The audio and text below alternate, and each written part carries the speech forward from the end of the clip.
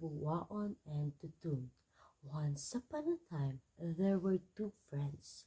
They couldn't find work, so they decided to go away from their place to look for their fortune somewhere. They brought with them rice and then they mounted their horses. As they went on, they got hungry. From a distance, they saw a coral reef. They got off their horses and headed for the reef to catch fish. There, they caught schools of fish, but they were very tiny. Totoon forgot his hunger. Totoon forgot his hunger. He returned the fish he caught to the reef. Buwaon got angry. How we will be able to eat, he scolded. Never mind, Buwaon. They are so tiny. They will still grow bigger. They rode on their horses again. After a distance, they saw a dead man. Totoon asked Buwaon to stop so they could bury the body. But Buwaon got angry. Are you out of your mind? If somebody sees us, he'll think we killed him. But we should show mercy. There is a way of finding the truth. Well, if you won't help me, then I will bury him by myself. You may go onward if you please. I'll follow later, decided Totoon. Buwaon went ahead while Totoon dug a hole for the body. Then he carried the dead and buried him. He prayed for it, then went on his journey. Buwaon could not bear to leave him, so he returned for Totoon. They therefore set out together again. Trotting along, they heard baby cries. They went towards the direction of the sound. They found a hungry baby eagles in a nest. Let's stop for a while and feed the eagles, suggested Totoon. Then Buwaon saw that Totoon was going to kill his horse. Are you foolish? When they grow up, they'll prey on you. Or let's go, we're already delayed, Buwaon said. Don't mind me. I pity these baby eagles. Anyway, no debt goes unpaid. Go ahead, I'll just follow. If you go on with your silly ideas, I'll not give you a ride, threatened Buwaon. Then I'll walk, decided Totoon. Even if I go slowly, I'll still reach my destination. After killing his horse, he fed the eagles. When they fell asleep, Totoon left. Buwaon again had returned to give Totoon a ride. Far ahead, they sighted a palace. Let's go, suggested Buwaon. Let's ask the king for work. They knocked at the palace door. They were told to enter, but since it was late, they were not granted any audience with the king. They slept in the palace. You see, if you did not delay our trip, we should have been able to eat. You are the cause of all this. They went to sleep nevertheless, since they were so tired from their journey. After a while, Totoon heard a name called. Rise, Totoon, and listen. In the morning, when the king calls you for a breakfast, don't eat at once. On the table, you see a pan and some cooking utensils. Sit near the pan and your future will be bright. Don't be surprised. I am the dead whom you have buried. I came to pay the favor you showed me. Everything went silent and Totoon fell asleep again. In the morning, the two friends were called for breakfast by the king. As he was told the night before, he saw a pan and some cooking utensils on the table. Buwaon sat down and just as soon began eating. Totoon sat near the pan. After their breakfast, the king called them.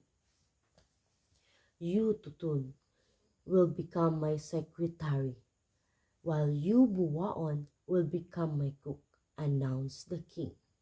At first, Buwaon was glad with his work, for it meant plenty of food. He would not go hungry. But as time went on, he began to envy Totoon, for the latter was fatigue much. He thought of smearing the name of his friend. One day, Buwaon went to the king to report that he heard Tutun say that the latter would be able to find the ring the king lost within 3 days, and that the reward will be married to the princess. Of course, the king got angry, for he did not say anything like that. He had Tutun summoned to his hall. Tutun protested the accusation, but the angry king would not listen to him. Go, look for the ring then. If you find it, you will have the princess for a reward. But if you fail, you will lose your head, announced the king. Tutun did not say anything. He got a paddle and rowed far out to the sea. There he cried his fate. Not long after, he heard a voice. It was a fish asking why he was crying. Tutun unburdened his problem. After listening, the fish dived deep into the sea. When it surfaced, many fishes came up with it, each one with a ring in its snout. Tutun looked among the rings. The king's ring was not there. The fish dived again. When they came up, they were bringing the king's ring. Tutun thanked the fish. Don't mention it, said the fish. Actually, we are only paying the favor you showed us before when you threw us back into the rift. Then they left. The king rejoiced at that the ring had been found. He held a bucket. Now Buwaon had a plenty of work again. He did not like it. In the banquet, the king announced the forthcoming marriage of Tutun and the princess. Buwaon was very angry. There would be much work ahead. He thought of a plan to thwart the wedding, but it did not succeed. After the wedding, Buwaon went to the king. Your Majesty, he said, I heard Tutun say that on the third day the princess will give birth. The king got mad. He once more summoned Tutun. Do you mean to say that you had an affair with the princess even before you got married? You scoundrel. But since you're already my child, I can't do anything. However, do what you have said, that the princess will give birth three days from now. If not, you will surely lose your head.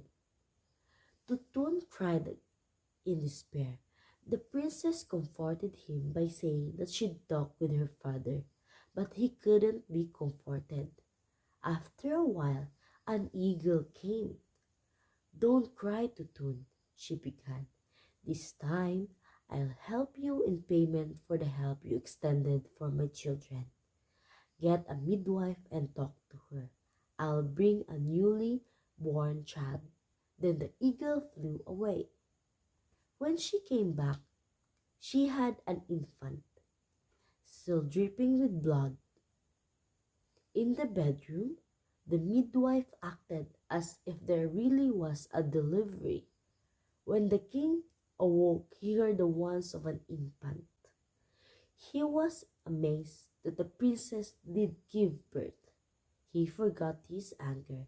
It must be a miracle, he muttered. That's the end of the story of Buwaon and Tutun.